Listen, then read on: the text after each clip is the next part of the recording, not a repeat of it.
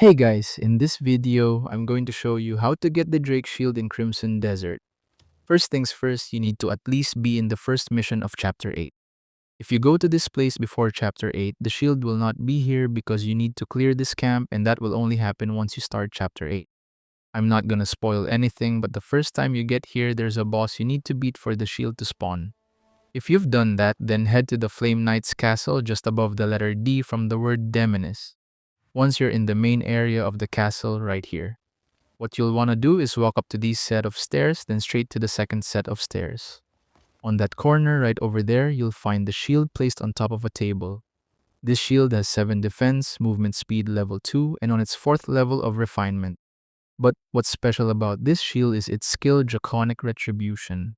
Once you've equipped this shield, you need to block 3 attacks to gain a charge.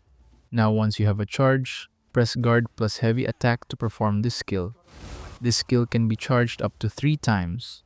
It has one of the best offensive skills for a shield and one I'll probably use during my playthrough.